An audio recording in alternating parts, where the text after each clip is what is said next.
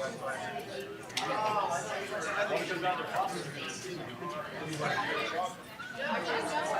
knew you were going on and on.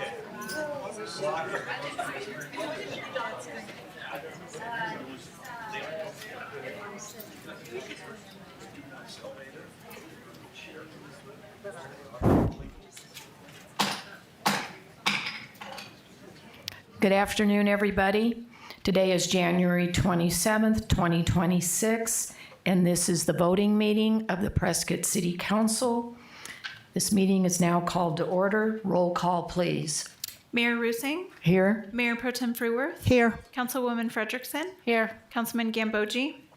I am here. Councilman Gehring. Here. Councilman Grady. Here. And Councilman Ruby. I am also here. All are present. Thank you. We will now have introductions and announcements by Mayor Pro Tem Lois Fruworth. Good afternoon, everyone. I'd like to share a few upcoming opportunities and reminders for the community. Community Development Block Grant Funding. The City of Prescott is currently accepting applications for the Community Development Block Grant, or CDBG. Funding. Approximately $250,000 is expected to be available for program year 2026 to support projects that benefit low and moderate income residents. Applications close January 30th. Interested organizations are encouraged to review the materials and the video that's available on the city's CDBG webpage before submitting your application. Boards, commissions, and committees. This is your final reminder that the city is seeking residents to serve on boards, commissions, and committees. These volunteer roles offer a meaningful way to contribute to the community and help guide important discussions. Applications are due by 5 p.m. this Friday, January 30th. More information is also available on the city's website. Water meter replacement program and ion water program. Residents are invited to learn more about the city's water meter replacement program and the free ion water tool, which help customers track use and detect leaks. City staff is hosting an informational session this coming Monday, February 2nd at 1:30 in the Founders Suite at the Prescott Public Library. Whether you already have a meter or you're simply interested in learning more, everyone is welcome. There is also additional information available, and then they will be available from 2 o'clock to 4 to be able to help you get your app and everything set up. So drop in at that point in time. Rodeo and Fairgrounds Master Plan. There's a community meeting the city's hosting in partnership with our GH2 architects for the master plan for the Rodeo Fairgrounds, and we'd like the community to participate. The meeting is going to be held also Monday, February 2nd from 4 to 7 at the center at 1280 East Rosser Street. This informational drop-in meeting is the first of several for residents to learn more, ask questions, share your input, and help shape the future. More information is available on the city's website. This is going to be one of those events that's going to be stations, so you don't have to show up at 4 and you don't have to stay until 7. So drop in and work the room. Wild Urban Interface Code outreach meetings. The City Prescott Fire Department invites community members to attend some outreach meetings as they go about updating the Wildland Urban Interface, or WUI code. These meetings provide an opportunity to learn more, ask questions, share input, all related to wildfire preparedness and safety. 2 options are available: Thursday the 12th of February from 5 to 7 right here, or Friday, February 20th from 9 to 11 at the Rowley P. Simmons Community Center on Rosser. RSVP by February 9th by email or phone. More information is available on the Prescott Fire Department website. They are also gathering information for their 2026 strategic plan. They'd like you to participate in their outreach survey. The survey is available on prescottfire.org. If you want to, rather than do it online, you want to do it in person, you can come right here during regular business hours, go and ask for fire administration, and they'd be happy to administer the survey to you personally. And finally, there's a lot going on, and so we are scheduling some special study sessions for council on various topics. With the seating of the new council, we will be holding these special study sessions over the coming months to ensure that council is fully informed on key topics before the votes are taken. The first special study session is going to take place on Tuesday, February 3rd at 1 o'clock. Residents are encouraged, you're normally used to our second and fourth rhythm, they're going to be in between. So we want to encourage you to visit the council and BCC sections of the city website looking for the word special study session and get those on your calendars if you plan to attend. Of course, all the materials for those special study sessions will also be available Thursdays before the meetings. And with that, Mayor, I am done. Thank you. I don't know if anyone saw the front page of the Courier today. Our wonderful citizen and our good friend Noel Campbell passed away on Saturday. He spent his life serving his country, serving this community. He's probably one of the most interesting people I've met. And I would like to ask us to stand for a moment of silence, and then we'll have the invocation with Pastor John Wolfinger from the Union Church. Thank you.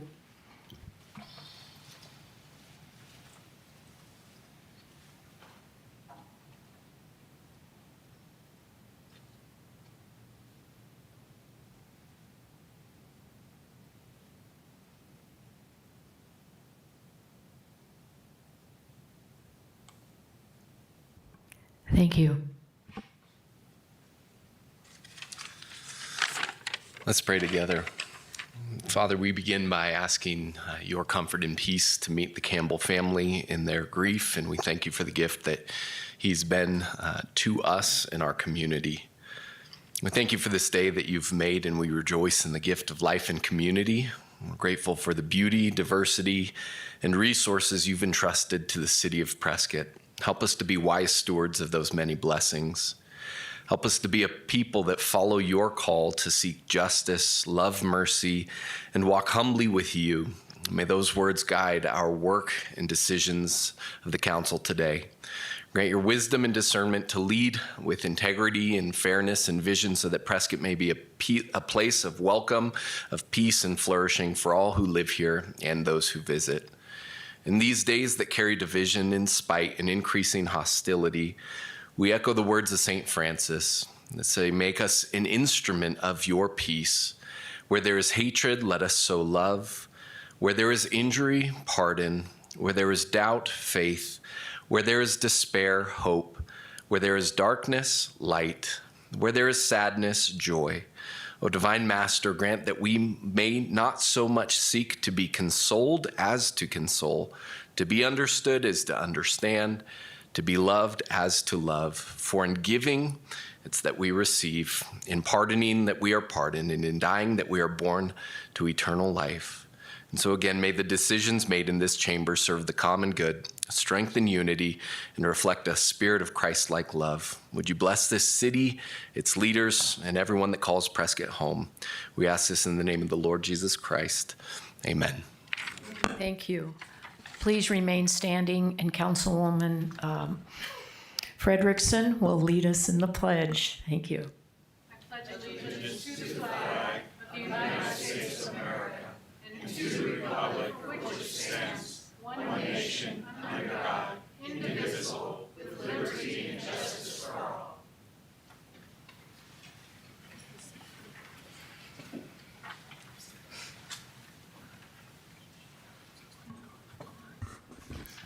Okay, we'll now move on to item 6.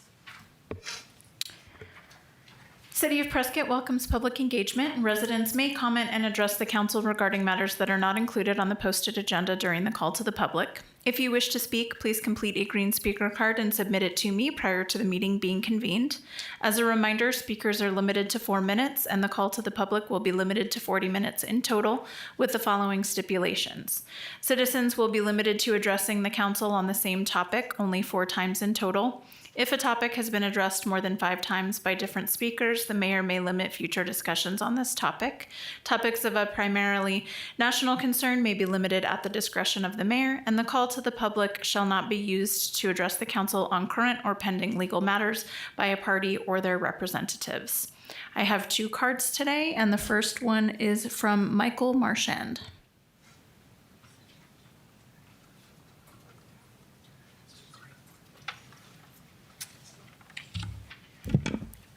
Good afternoon, everybody. My name is Michael Marchand. I'm here to talk about centralization. And as Paul Harvey once said, this is the rest of the story. There's no question that centralization is a complicated, expensive, and incomplete project. I've been a project manager of implantable medical devices for decades. Think pacemakers, defibrillators, deep brain stimulators, and the like. When FDA finds problems in a company, they formally document them and present them. FDA has the ability to shut you down. Serious business. Then it's all hands on deck on the part of the company to address the problems so they don't return. The city of Prescott is in a similar situation. The next part I'm going to read is from your packet that you received in the study session, but was really not discussed in depth. But here goes. For centralization, the city of Prescott received a legal consent order on August 1st, 2023, and the city agreed to fully resolve the problem in about 4 years by July 1st, 2027, a mere 16 months from now. However, the project that's intended to close the consent order will maybe be completed in 2029 or 2030. Quite embarrassing. With this as a backdrop, I have a suggestion to help us get out of this mess, to get all hands on deck. I'll start with a question. Who from the city is responsible for centralization projects? The system of them. Who from the city? If you remember just one thing from this talk, it's this. Centralization is a complex project. Just one person in city government needs to be responsible and accountable for all of centralization. The buck stops there. The problem is, if more than one person is deemed responsible, no one is responsible. What qualities should this person have to manage a $145+ million project? Here's a job description for you. They need to be technically competent enough to understand the geotechnical nuances, to ask the right questions, and to separate BS from the truth. They need project management expertise to plan and execute multiple projects while managing the big 3 for each: cost, scope, and schedule. They need supplier management experience with both the fortitude and the moral compass to push back on contractors, consultants, and suppliers when they are taking advantage of the city. They need extreme attention to detail to dig deep into complex projects, crunch the numbers, and validate information from any self-proclaimed experts. Trust, but verify. They need the skills to negotiate and partner with the mayor, council, and city manager to ensure that centralization gets high priority and the needed resources, particularly for the Sundog Phase 3C project. But my question is, are all hands currently on deck? I don't get the sense that they are. If this person doesn't exist within these 4 walls, hire them ASAP. It's clear that this is easily a full-time job for a while.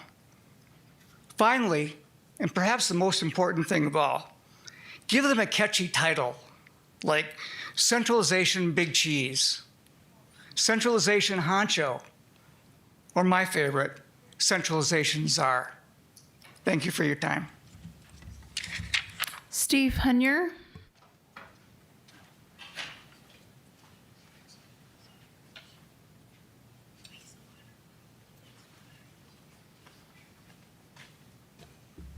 Good afternoon, council members, mayor. Thanks for hearing me out today. As Sarah said, I'm Steve Hunyar. I'm a resident of Prescott 7 years, which is just unbelievable. And I'm here to talk to you about the flock safety issue. Now, I'm not going to talk to you about the nuts and bolts, the pros and cons, safety, security, the bits and bytes, everything that you've probably rolled your eyes out because you're probably up to here with it. What I do want to talk to you about it is the political pragmatic part of it. And what I mean by that is I've been where you are.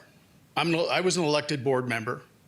And one of the many things that I learned, and a key thing that I learned, was that there's usually in your term one issue that will stick with you. And I believe this flock safety issue is that issue that will stick. And the reason I say that is twofold. One, right now, if you ask the average Prescottonian, what do you know about flock safety? You might get one in 10 people go, oh, yeah, I kind of heard about them. And even a lesser percentage who actually understand what's the issues. But this is going to snowball. And as more and more people see these cameras, which I saw 3 of them driving here today, and as neighbors point them out to other neighbors and say, look at that, they're going to see we're being surveilled. That's what's going to stick.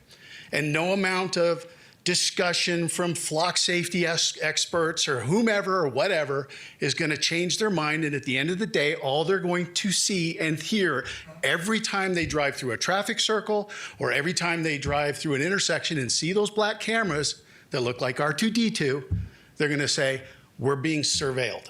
That's the message they're going to take home with them. The other issue is, and this one's a little bit extraordinary, we live in an unbelievably polarized time right now. I mean, politically, culturally, in my life, I've never seen this, and my parents escaped from a communist country. I never thought we'd get to this point. This issue is bipartisan. We saw that in Sedona, we saw that in Flagstaff. And I would bet a substantial amount of money that if you asked the average person on the Democrat liberal side or the Republican conservative side what they thought about this system, I would bet 80% of them would say, no, I don't want this.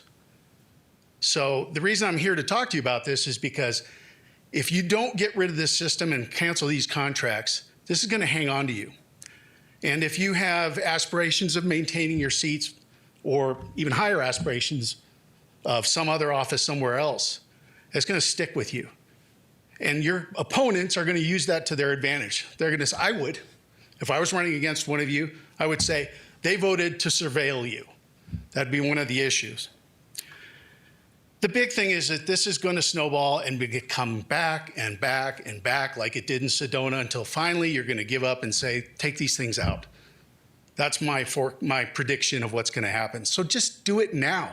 You have other issues. We have huge issues. I know you're more aware of them than I am. Growth, water, traffic, everything else that goes along with being in those seats right now. And don't let this one get in the way. Don't let it be a distraction. Don't let these people who tell you they're experts in this tell you that the people are for this, because they're not. Thank you very much. Anne Marie you. DiCarlo.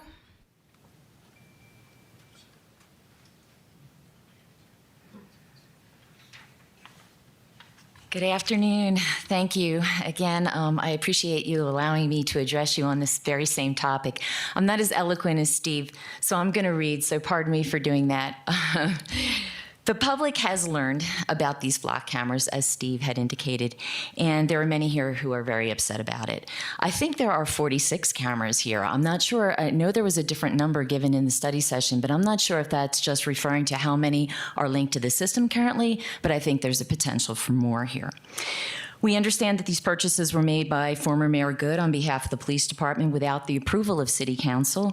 And as I said, many people are starting to learn about this, and they're very upset about it. Americans are extremely against the construction of a surveillance state that is sold to the public constantly under the guise of increasing community safety. You can make the argument you might want to use this at maybe the border, but in our little town, I'm not sure that's really necessary. The act of monitoring the comings and goings of law-abiding citizens is an infringement of our constitutional right to privacy. Flock is going to partner with Ring, or they already are at this point, which will enable real-time tracking. So what that means is that the government will know where you have been, where you are currently, and where you're going to be, because they can use AI to do predictive tracking. So that means real-time monitoring of you 24/7. Imagine what could happen if that technology and the ability to do that is partnered with the coming kill switches that are going to be installed on our new cars. That's not a very comforting thought. With our smartphones, we have the ability to turn off geo-tracking when we want to, but Flock doesn't give us that option. The Flock camera system shares images and data with multiple law enforcement databases, and that is a fact. I don't know what you've been told, but that is true. This information is shared. The sum total of how many agencies and who is not exactly known. The information is stored without encryption, so there's no encryption on this data, and anyone can access the system. People who are onto this have already done it, and they've pulled off information from that system very easily and even copied it. So given this, imagine a stalker could gain access to the data and use it with bad intent. If someone is harmed or murdered, there's liability exposure. There have already been cases of people who have tracked ex-spouses using this data and then hunted them down. I don't think we want to enable a system that can do this. There's also a potential for financial fraud, identity theft, and international hacking because of the vulnerability of this system. So just brief aside, I lived in the UK for a year. And I lived in Cambridge, but my neighboring city was Oxford. And all over the boroughs of London, there are these cameras everywhere. You cannot go anywhere without being tracked. It is extremely oppressive. And then year after year, month after month, they arbitrarily designate more low zone carbon emission zones. And if you happen to drive into them, then you get a ticket in the mail with a 50-pound fee. That's very oppressive. I remember talking to people who said, you know, I need my car to drive into the city because I have to drop off my 3 kids for daycare. You have 30 seconds. Oh, shoot. Okay, I'll digress. Anyway, what I do want to say is that there's a billing cost associated with this. And as Steve said, even it's a bipartisan issue. Sedona and Flagstaff got rid of this. And if you allow it to proceed, the voters will perceive this as an attack on their rights. I urge you to do the right thing with respect to this system. Thank you so much for your attention today. I appreciate it. Thank you, Anne Marie. That's all, Mayor. Okay, let's move on to the consent agenda. Does anyone want to pull an item? I'd like to pull item B, as in boy. Okay. Do I hear a motion to approve the other items? Mayor, I move to approve consent agenda items 7A through 7F, excluding 7B. Second. Please vote.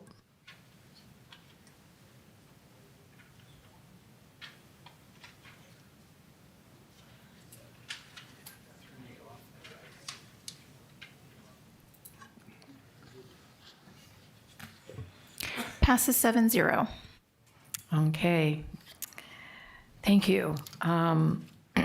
We have some citizens here that would like to talk about their petition that they pulled. That they presented.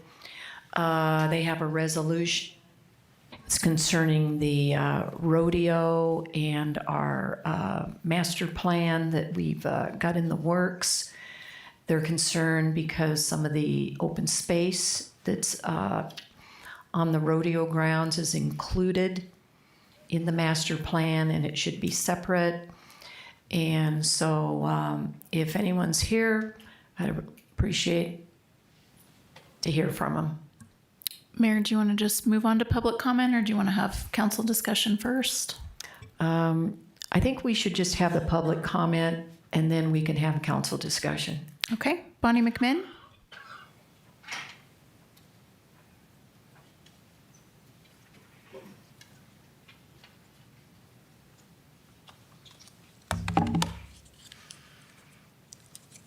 I have to have a cough drop. I'm sorry. I don't want to cough while I'm doing this.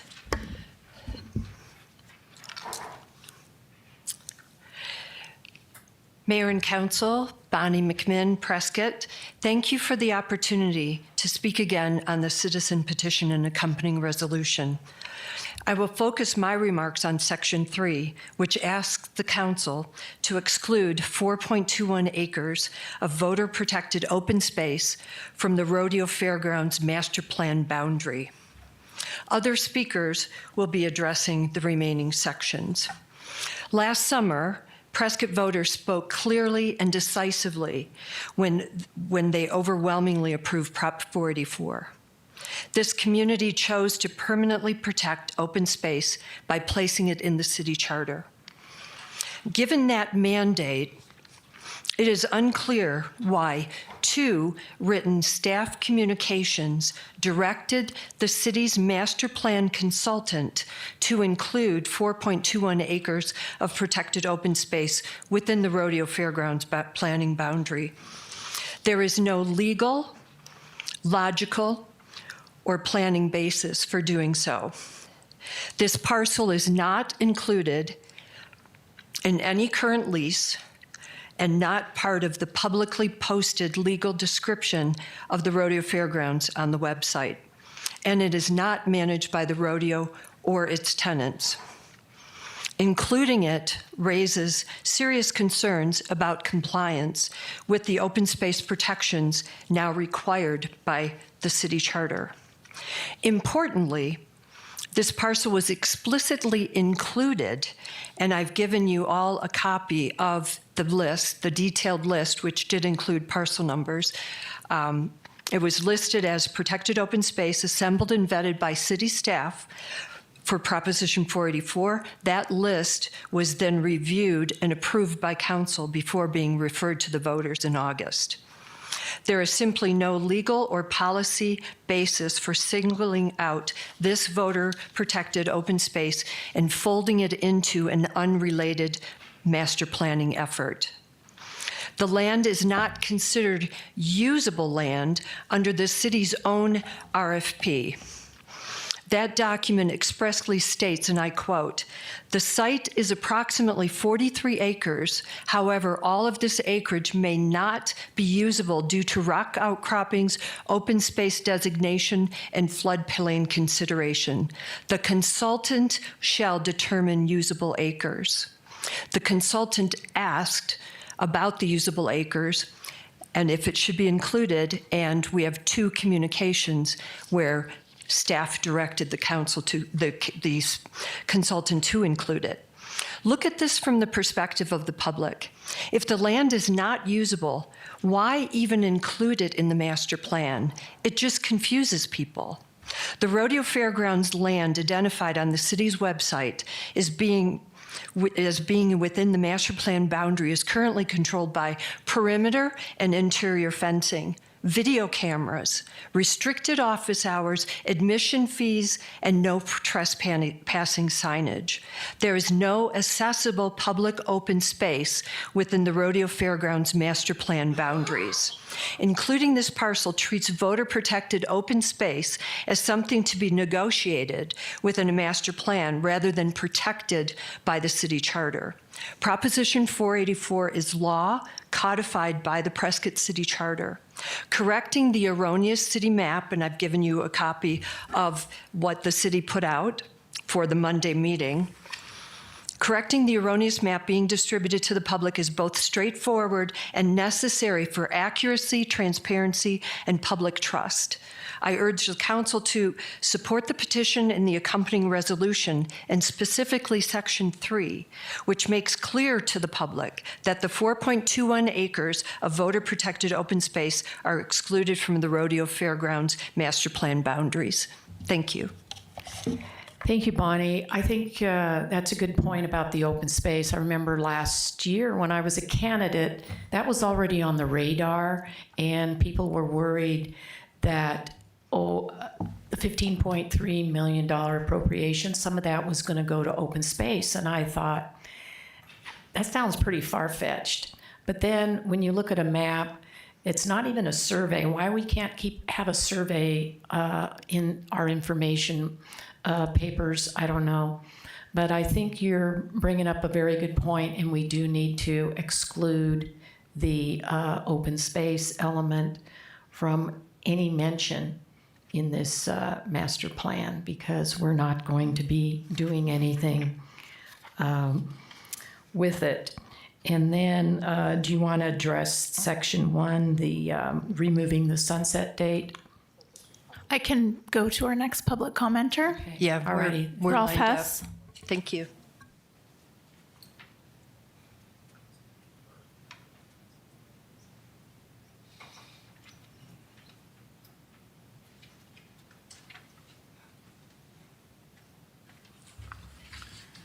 Good afternoon, Mayor and Council. I am Ralph Hess. I live in Prescott.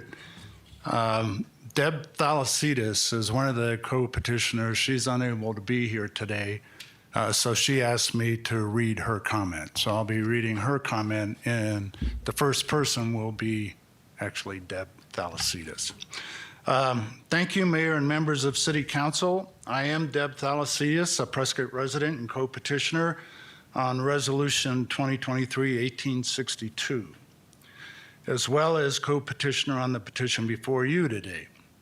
I also serve on the Rodeo Fairgrounds Steering Committee during development of the request for proposals and consultant selection of Rodeo Fairgrounds Master Plan consultant. I am not representing the steering committee today. I am here as a petitioner to speak about Section 2 of this petition and proposed resolution. The steering committee was asked to provide input into the city's request for proposals document. Subsequently, 2 addendums were issued solely by city staff in response to proposers' questions. Addendum number 1, dated June 10th, 2025, specifically covers the question of using prior or existing studies as follows, and I quote, question, are the existing master plans, traffic studies, or previous site studies that should be referenced or built upon? Answer, no. Despite this prohibition, city staff has now directed the master plan consultant to display the 2023 Prescott Frontiers master plan in an artistic rendering, in quotes, prepared by the Gail Gardner neighborhood as options to solicit citizen feedback at the February 2nd open house. Most of you have not seen this master plan or the artist rendering. Probably many of you did not attend the June 6th, 2023 Mackin Building meeting hosted by Prescott Frontier Days, where the majority of over 250 residents in attendance opposed Prescott Frontier Days master plan. Not only is Prescott Frontier Days master plan unpopular, it is outdated. It includes 4.21 acres of protected open space for other purposes, as Ms. McMinn just addressed. The neighborhood, actually, that was my statement, not Deb's. Sorry, I forgot what I was supposed to be limited to doing. Pretty hard for me. The neighborhood's artist rendering is just that, a drawing with no specifics. What will not be on display for the public's comment are the hours of current feedback consultants obtained in December 2025 for Rodeo Fairgrounds stakeholders. The petitioners are asking you to consider if this reversal, now permitting the use of existing documents, aligns with council's direction for the reset and fresh start you articulated at the January 28th, 2025 study session. To the public, this seems to revive old controversies and raise questions about the violations of the city's own RFP requirements. We are asking the city to follow a transparent and consistent process. If you agree, please consider approving this citizen petition and consider the attached resolution within 30 days. Thank you for listening and considering this request. Thank you. Marty Siegel.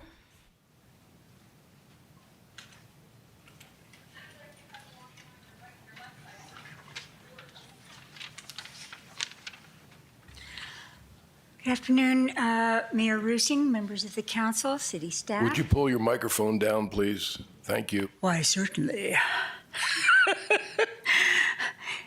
I'm Marty Siegel. I'm a resident of here of Prescott. I'm a co-signer along with Deb Thalassides of citizens petitions submitted to the City Council on June 13th, 2023. Our petition outlined a public engagement process for the proposed redevelopment of the Prescott Rodeo and Fairgrounds by Prescott Frontier Days and the city. Our petition included over 200 additional citizens' signatures. Deb and I worked with city staff to refine an approach everyone agreed to. The result was that Resolution 2023-1862 was unanimously adopted by the City Council on July 25th, 2023.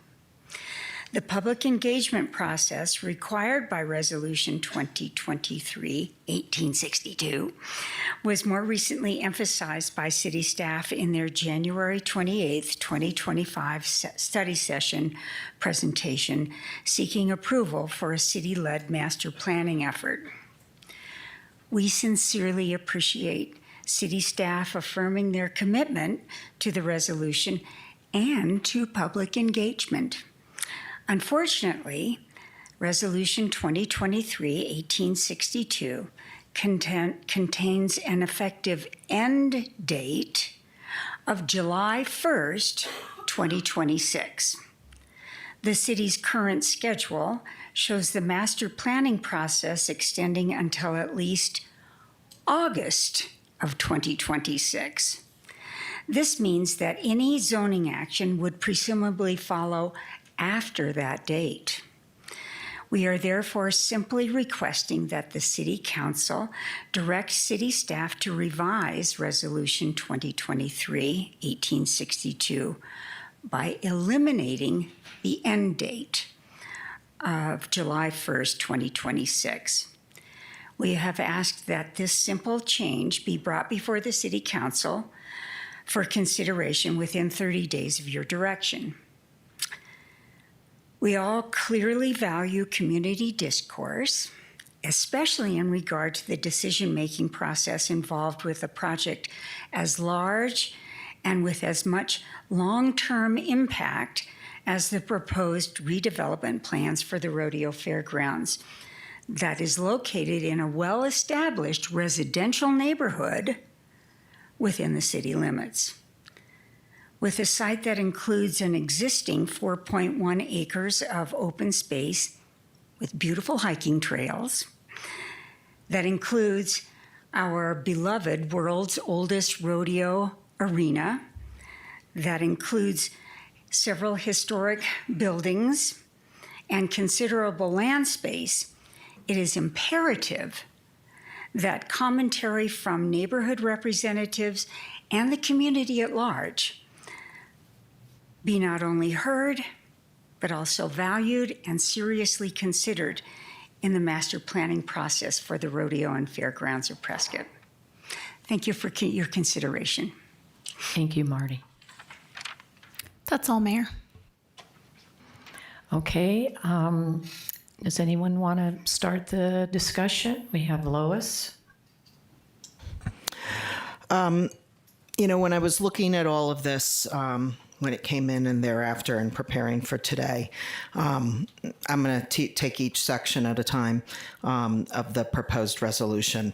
You know, we've always considered as a council and as a city that a public comment was important, and I think this council and last council will affirm that. And so I have absolutely no problem with removing the July 1 of 2026 deadline. My question for staff, because we haven't gotten a lot of updates about the master planning process, is should we leave the date open or should we add a future date a year or two from now? So that's my question, if anyone has any perspective. I think we can do it either way the council would like to do. The resolution is talking specifically about the public comment, and I think we want to do the public comment whenever we get to the point Correct. of approving a master plan or considering approval of a master plan. So from that perspective, whether the date is a year from now or whether it's just left open doesn't make a huge difference. I hope we're not a year from now and still talking about when are we going to schedule this meeting. That's why I'm asking. I would like to have this affirmed too within the next year, but should I say 2 years? Because I don't know. I think leaving it open means we will have the meetings before we come to council as prescribed, whenever that is. Setting a date says we either need to have it by that date or... Okay, so you think leaving it open is the right That's thing where I to would do. lean, yeah. Okay, perfect. That's my first question or comment. The second question here about... I'm hearing some things today through the discussion on this point. I'm used to running projects in my career, and I always wanted to know all of the history of what had been done as perspective. So I don't honestly have a problem with having our consultant see and understand all of it, but we want a fresh and new design that balances all of the input that we're receiving. So I actually don't have a problem, but what I heard today, which is news to me, is that the public meeting in a week or two that these old designs would be incorporated into the stations. Is that true? Because that's leading the witness as far as I'm concerned.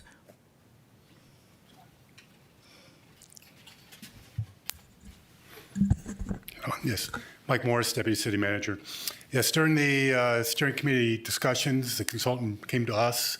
During the stakeholder meetings, there were a lot of questions about previous plans that had been done. There were questions, there were comments about those plans. And so the consultant said, this is obviously going to come up at the public meeting. People know there were previous plans. And so we need to have them there and then be able to say, we are starting new. This is a new plan. This is what was there before, these previous plans, but we are starting new, and we're here tonight collecting input about what you want there. And so that is the intent. Is the belief is that more questions will come up about the previous plans. People are aware of these plans, and so we wanted to make sure that we didn't ignore that and that they were prepared to answer any questions and lead people. There's actually the neighborhood plan that was done in 2024 and the rodeo plan that was done in 23. It is not the full plan, it's a schematic of each plan. And then there's a third board that is completely blank that says, now it's your turn to figure out what we want here. And so that is the intent of the public meeting. Okay, I understand, and I didn't understand that so many people want to start talking about old plans, but I appreciate the fact that we're real clear at the public meetings that this is about a new plan. It's a new process. That's Okay. right. And that's really the addendum that's referenced. That was the question. Two potential proposers asked the question, should we build upon the previous plan or should we start new? And the question We're paying to start no, new. we're starting new. And Right. that's why it says no, because we are starting new. But during the stakeholder meetings, a lot of questions came up about these previous plans. And so Okay. we want to be able to say, yeah, there were plans. Here's what they were, but we're starting new. To properly engage with public, I understand what you're doing, so thank you. I actually have a difference of opinion on Section 3, again, because I'm used to running projects, and here's what I rewrote. But here, I went all the way up to, rather than shall be excluded on the proposed, I said shall be so noted in the Prescott Fairgrounds Master Plan as any proposed change to these 4.21 acres would require voter approval via an election before any changed use would be affirmed. So I want to not think of it as an afterthought, chop out of the master plan, but it could be ways in that we think about transitions. And so for me, it's one giant piece of property. We know this section is voter protected, but I don't know why we would think about that it's not even there. We would think about it as it would be a big ask to go to the voters and ask them to give up their open space. But if we have a better idea through this process, I don't know why we wouldn't include it. So I don't want to exclude it. I think it's best to design the whole thing and see what the public thinks. And if they say, we're going to protect it and don't even bring it to us, we're going to vote no, then that will say a lot through the public comment periods. So that's my thoughts. Thank you. Okay, and then we have Patrick next. Thank you, Mayor. So I agree with Section 1, leaving it open. On Section 2, I also have a pretty strong planning background. And yes, the cities I've worked with, planners always looked at previous material. But I do recognize that that addendum basically said we shouldn't do that. And I appreciate Lois's comment that we need to reinforce that this is a new process. So with respect to number 2, I am concerned, though, that the master plan as developed in 2023 by rodeo parties, they probably had a consultant. I'm not sure how many pages it is. I haven't looked at it recently. I just think it's prejudicial. And it makes people think, oh, this is a beautiful graphic. It was well done. I'm just, the only way to deal with it is either you don't have either one of them there, or we direct staff to make it clear that these are not approved plans by the city, but just some opportunity for you to look and make comments, like Michael said on the other board. With respect to Section 3, I actually don't agree with Lois on this particular one. I think that the 4.21 acres should not be in and should just be identified as protected open space. I don't think we need more conversation about whether or not we think the voters might come to the meeting and say, oh, this could actually be developed, or X, Y, Z might work for another particular use. I don't think so.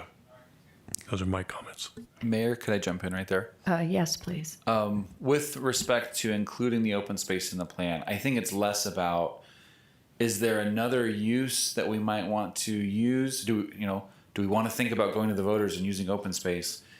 And more about, we have this open space here. How do we take advantage of that with the plan, right? Is there a hiking trail that we want to continue through the rest of the property so there's a contiguous trail? Is there an opportunity for parking so people can take advantage of the open space? Is there a thought about how people will move between the open space and not the open space? If it's not included, then it's not part of the plan and we don't think about it. If it is included, then you can think about, we have open space in the plan. How do we make that an awesome thing that we have open space in this rodeo grounds? So we can do it either way, but if it's not included, then we're not going to think about it and we're not going to take advantage of it. It's just going to be open space that happens to be in the middle of the property. Mr. Gambogi. When I read this item over the weekend in preparation for this meeting, I was confused. And after listening to the conversation today, I'm even more confused, so I have a series of questions. Is this 4.2 acres included in 484? Correct. So it's protected. Right. When we bought the rodeo grounds, was this 4.2 acres declared open space and protected? Yes. It was declared open space. It wasn't protected by the charter amendment. We hadn't done that yet, but it was open space. So the purpose of this proposal is to not only include it in the purchase plan and not only include it in 484, but now to include it in the rodeo plan? The petition is requesting that we remove the open space from the rodeo property master plan so that it's not considered as part of that master plan. Thank you. Okay, and now we have Mr. Ruby. I don't know if this was just like a lack of foresight with the map, but it seems like some accuracy in mapping, just like a different kind of shaded area showing that it was open space protected under 484 could have solved this issue. My sense is it's important to recognize there is open space there, and changing that creates a bunch of different issues vis-a-vis voting with the general public. But I would say if we're developing an overall plan for the rodeo grounds or the fairgrounds, that it is important to understand how we do interface with that area. I think it's an asset, and so we need to know how to like interact with that asset. I'm a little more concerned, and so I think there's a solution there in terms of accurate mapping and what is the context and consequences of the designation of that land. If it's not there, people put so much effort into open space. When we don't recognize it in maps like this, there's a long-term sense of distrust around the manipulation of open space that I think some of that comes to the forefront. So I would just say as a direction to always include a recognition of open space and what that means. This might be a question for you, Michael, is what is the process of collecting input and empowering the agency of community stakeholders to integrate into the general plan, into the rodeo plan? Don't say general plan, into the rodeo plan. Yes, in December, we had a series of stakeholder meetings. I can't remember the exact number. I want to say 5, 6, variety of stakeholder groups that came and met. One was a neighborhood, one was a rodeo, one was other users of the property like the fair, the master or the farmer's market, the auto club. Our IT department actually has offices that are contained within this property as well, so they were there as well. And so all the folks who are now connected to it. And so now we're moving to the community, open community portion, which is Monday, where anyone from the public can now come and make comment of what they'd like to see there, maybe what they'd not like to see there. Yeah. And was all of that information synthesized into this presentation on Monday? Because I also share Lois's concern that if you're presenting the old maps or the old plan, that is a way of, I believe you said, leading the witness. So is there a way of describing how the input from the community is presented in this plan? Yeah, there's actually 6 different stations within this community meeting. And so the largest one is about visioning and what is your vision for this property. And so that's the largest one and where most of the time we're hoping will be spent. I've been at these before. This is at the center on Rosser, right? I don't know how this is organized, but I've often been there before where it's like everybody goes to these stations, but there's no real community dialogue moment. And so I don't know if it's being organized in the same way. We actually are also collecting, giving everyone the opportunity to fill out and give us comments about what it is they like, what it is they don't like, what they'd like to see there, what they'd not like to see there. And so there'll be just dialogue with the consultants as well as an opportunity to actually give written comment. Okay, thank you. And I do want to say I agree with removing the sunset provision and having it being an open, like the input on this plan shouldn't be taken away because it falls on a particular date. We need to continue to have general public input. Mayor, may I opine on that? Yes. When it comes to sort of having a deadline, I have agreed that an open date makes more sense. I don't think anybody's trying to hem us into a short period. Having said that, we oftentimes will have projects or approvals that are approved, and then someone will say, I thought there was some sort of resolution about that. And I'll go research, and there's some resolution in the 90s that says if you build on Iron Springs, you'll consult John Smith first. It's not codified. You can't find it in our city code. I think having some end date or sunset date makes a lot of sense. Now, it could be a practically indefinite, meaning 10 years or 20 years. I think that's fine. But I just think for kind of good governance, there should be end dates to resolutions, even if they're way out in the future, because there's no one keeping track of these resolutions, except for those who are listening to it. Yeah. Mary Frederickson? Thank you. And different from what I was going to go to, what our attorney just said, I would agree with that in general, to have a placeholder, however far out it needs to be for everybody's comfort level. but it's only useful to the extent that somebody is monitoring it. If it just ends up in a resolution and people forget about it over the years, and since it's not codified anywhere, I guess my only hesitation is somebody actually keeping track of that kind of thing, especially if we push it out 10 years. 10 years from now, who knows who's going to be here? Yeah, presumably 10 years from now, at least somebody in this room will remember. But I have dealt with that exact situation where it's 20 or 30-year-old resolutions. Somebody knew enough to get me to look for it, and then I'll find it, and it's a little late. And violating a resolution doesn't feel good. So having some sort of end date, and again, 10 or 20 years is a long way. I think this issue, we won't have this current issue in 10 or 20 years. I think it just makes sense. So what end date do you suggest? Well, I would get input from the petitioner, but I think that 10 years probably makes sense. Okay, well then I'll go back to what I was originally going to say. Thank you for that, though. I think everybody's pretty much on board with the Section 1 not having the sunset date in July 1 here in just a couple of months. So how that works out as far as having none or some far off, I think everybody's kind of thinking down that road. On Section 2, it sounds like we, in fact, are doing what Section 2 is saying we should do, which is nobody is building on the previous site plans or the existing traffic studies. To the extent that there's going to be boards up at the public open house meeting, I think as long as there is language on the boards indicating clearly that these are past studies, past plans, not the foundation. I don't know how you would word it particularly, but to the extent of saying these are not the foundation for what we're talking about now. But for informational purposes only, here are the past plans.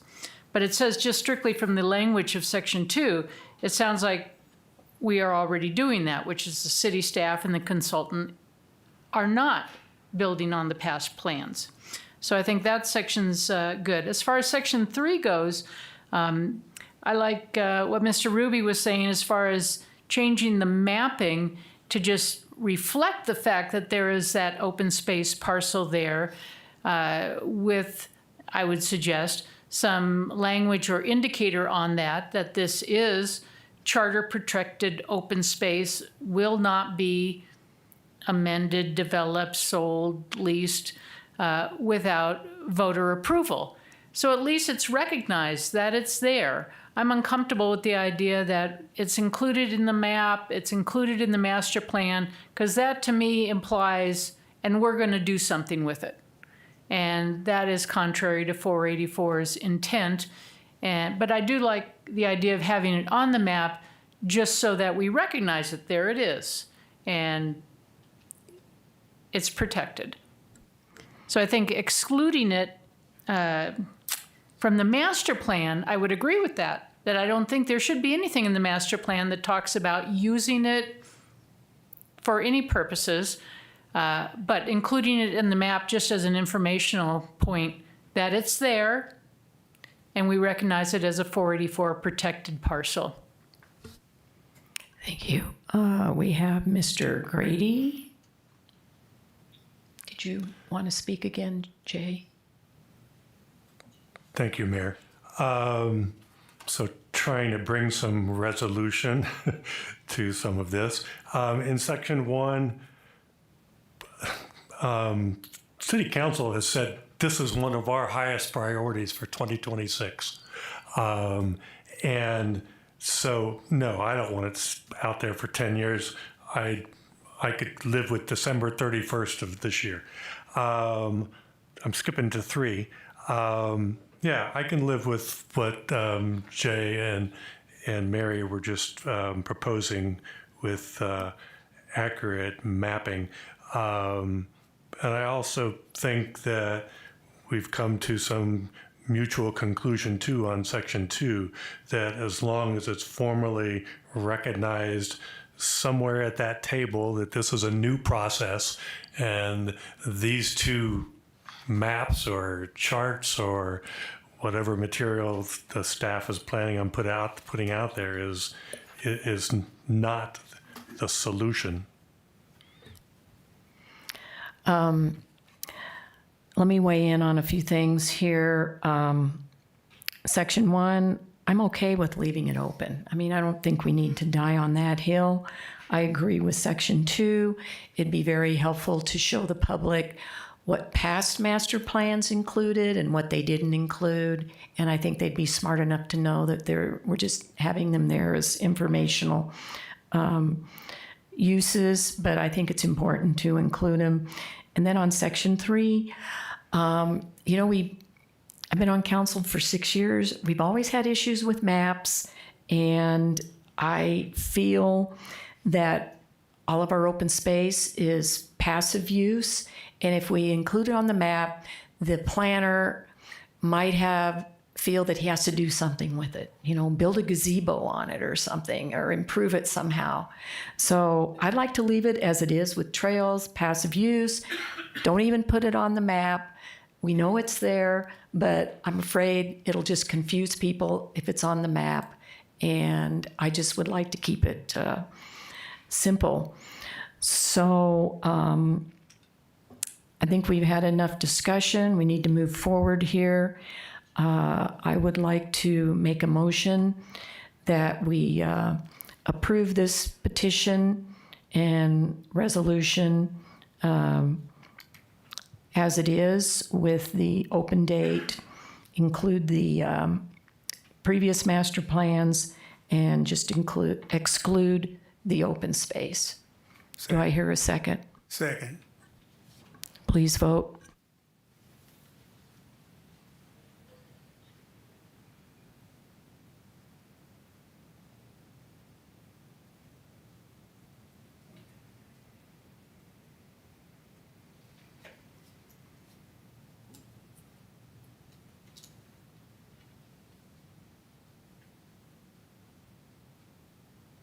Passes 5-2. Thank you. Yes, Mr. Gary. Before we leave this item, if you go through the exhibits that are included with the petition, you'll find an exhibit that says Exhibit A, Approval Process. And that exhibit calls for 7 public meetings. I'm going to ask, are those still in the mix? Because the project schedule only includes 2.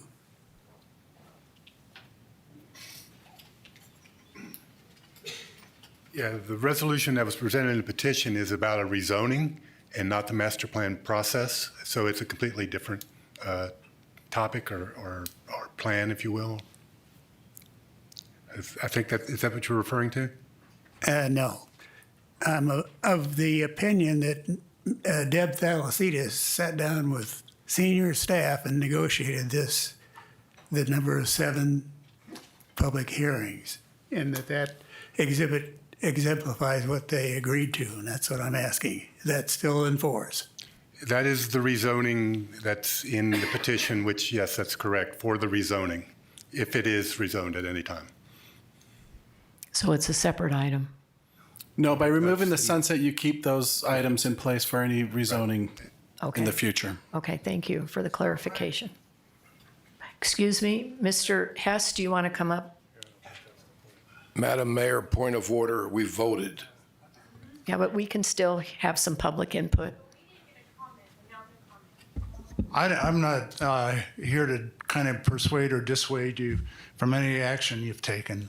I want to address the issue of what exactly is Resolution 2023-1862. It includes master plan. It's not just a rezoning resolution. So, and I don't have it in front of me because I did not expect this to come up. So, but you can look it up because it's on the city website. So I'd look up, you got two resolutions. One is 2023-1861, which addresses a process for the lease. And 2023-1862 is for rezoning and master plan. So please look that up. And I can address that.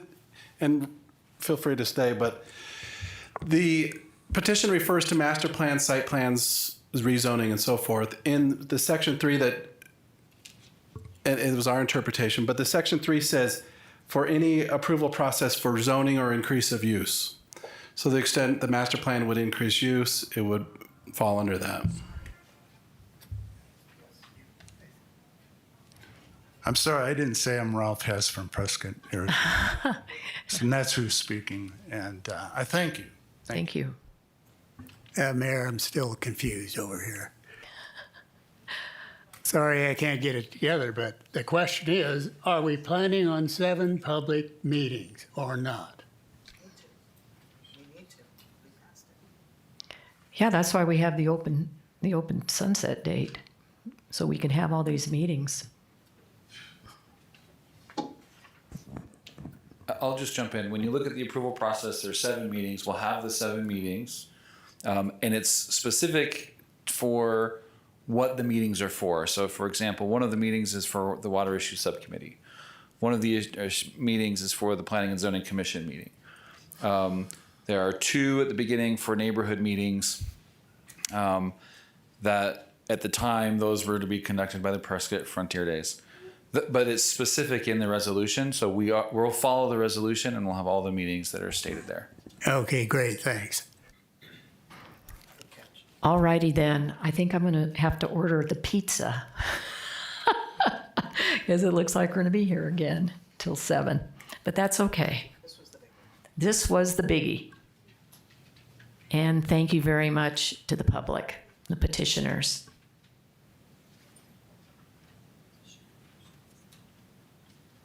Okay, moving on to the consent ordinance. Give me just a minute. Okay, thank you. I'm tech support and city clerk, so it's, a balancing act. All right, continued item, adoption of ordinance number 2026-1928, an ordinance of the mayor and council of the city of Prescott, Yavapai County, Arizona, amending Prescott City Code Title 15, Chapter 15-1, Sections 15-1-2 and 15-1-12C1, and adding new sections 15-1-30 and 15-1-31.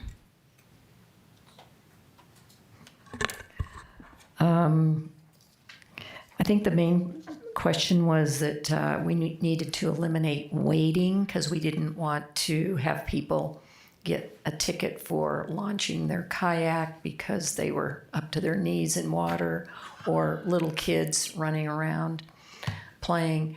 So it's been clarified that your feet have to be off the bottom of the lake, off the shore somehow. And that's swimming and bathing. It's swimming and bathing. Swimming and bathing. Yes. Not waiting. Okay. Well, do anybody want to make a motion? Question, Mayor. Okay. Yes, Jim. All right, can you launch a canoe or kayak without getting any part of your body in the water? No, you can't. That's why we excluded that part, because you can't launch a kayak if your feet are off the bottom of the lake. Right. So that would be swimming your kayak out, which I've never done.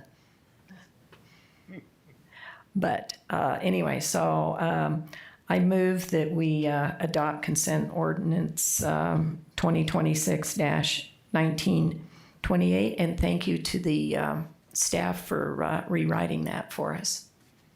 Do I hear a second? Second. Please vote.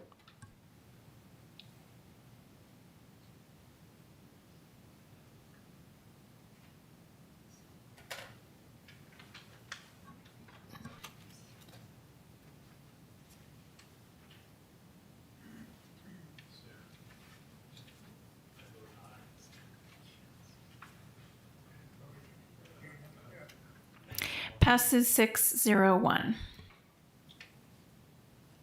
Was Do you that need help with your screen? Was that an abstain? Did somebody abstain? I abstained. Okay. I had something I wanted to work. You moved right to a resolution and went out, so I abstained. Okay. All right. Thank you for the explanation. We have a new, since we've had so many abstentions lately, We have a policy now, if you abstain, you need to disclose and explain to the public why. So thank you if we were a little speedy. Sorry about that, Lois. Okay, moving on to item 9, liquor licenses. Public hearing and consideration for a new Series 12 restaurant liquor license application from Michelle Ann Moore, applicant for Modern Agave, location 130 West Greeley Street, number A. The application fee has been paid and the sign has been posted for the required 20 days. Staff has reviewed the application and determined that it is in compliance and no public comments have been received. Is the applicant here to make any comments? Okay. Do I hear a motion? Madam Mayor, I move to approve. Have to close the public hearing first, Councilman Gambogi.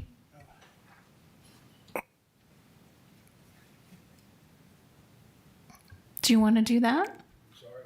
You can make a motion to close the public hearing. Oh, that's right. Madam Mayor, I move to close the public hearing. Second. Please vote.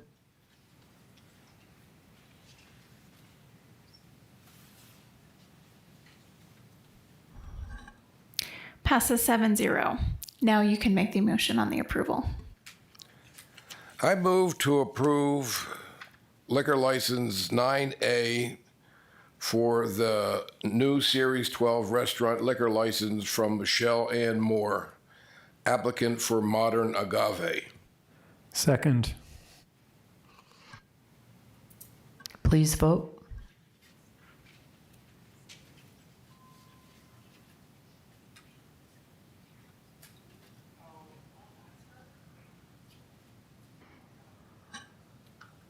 Passes 7-0. Okay, moving on to item 9B. Public hearing and consideration for a new Series 12 restaurant liquor license application from Jeffrey Craig Miller, applicant for WZ Poke and Ramen, location 258 North Lee Boulevard. The application fee has been paid and the sign has been posted for the required 20 days. Staff has reviewed the application and determined that it is in compliance and no public comments have been received. Is the applicant here? Okay, thank you. I move to close the public hearing. Do I hear a second? Second. Please vote.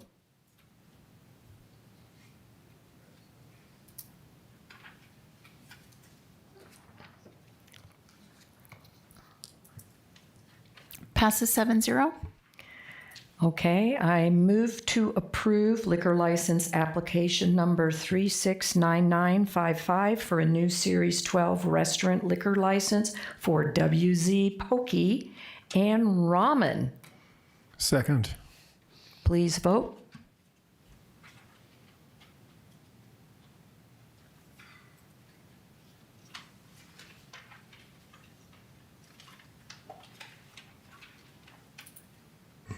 Passes 7-0. Okay, now we're moving on to our regular agenda, item 10A.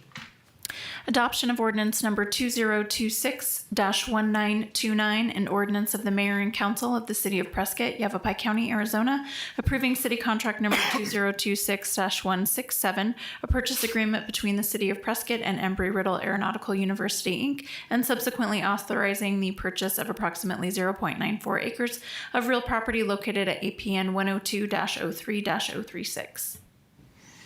Good afternoon, Mayor, Mayor Pro Tem, members of City Council.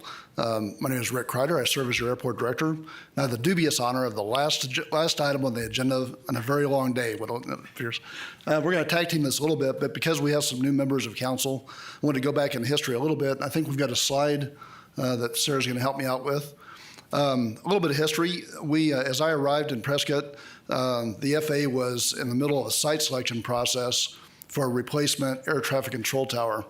You'll see the yellow circle there represents the existing tower, kind of on the eastern quadrant of the airport. The airport runways run kind of northeast and southwest. So you'll see the current location. And they had looked at about 8 different sites and were settling in on a site the opposite side of the runway. So as I arrived, the controllers, the operators were drawn into the conversation and made the observation that they would be looking into the sun all day, and they really wanted a different location to consider.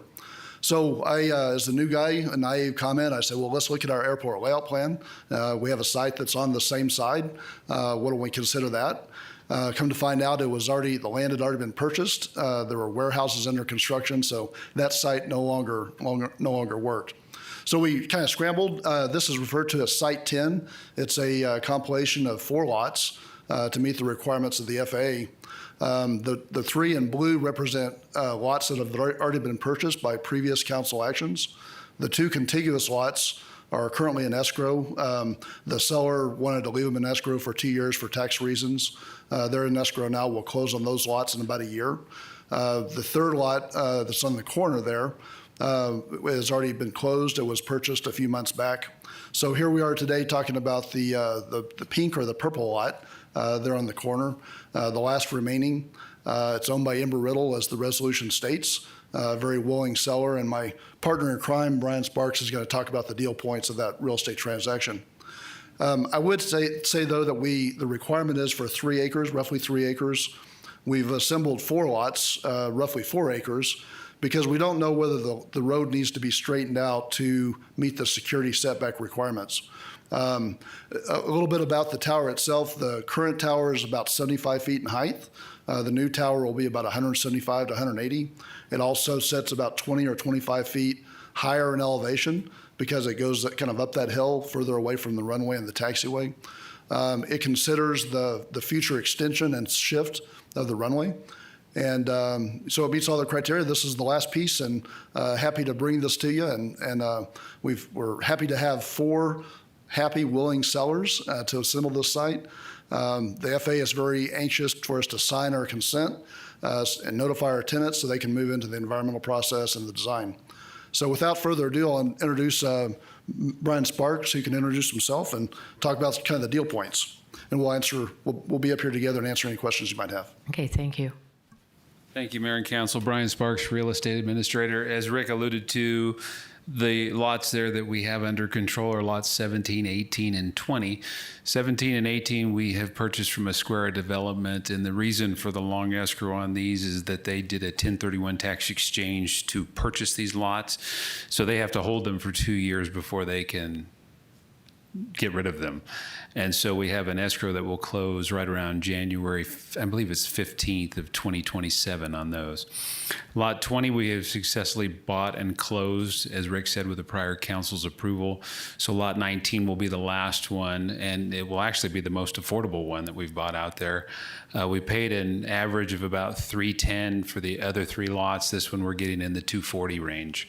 And a lot of that is because, as Rick said, Embry-Riddle's very much willing to work with us.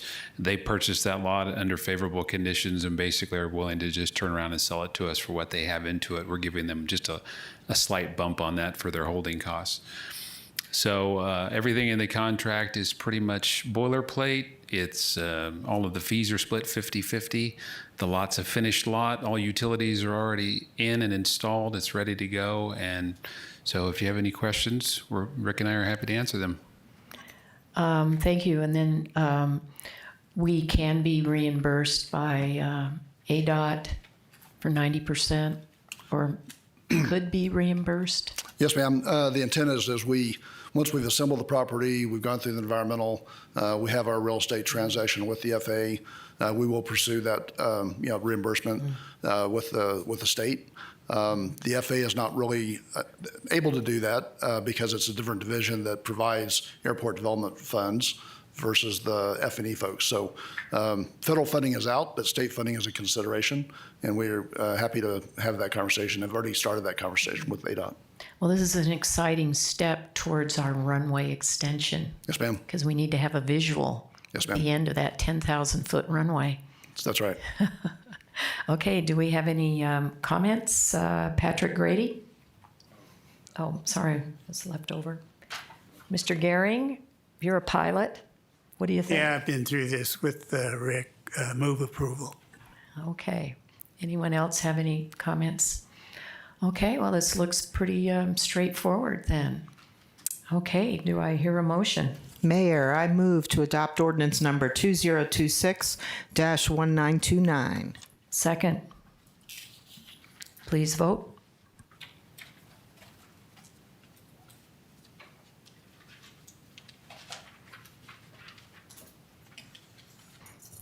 I wish the rodeo was as easy as this. Passes 7-0.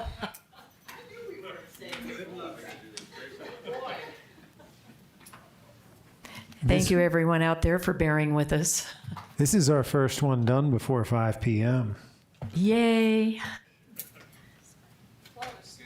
Thank you. Is the meeting adjourned? Mayor, you need to adjourn the meeting, please. This meeting is adjourned.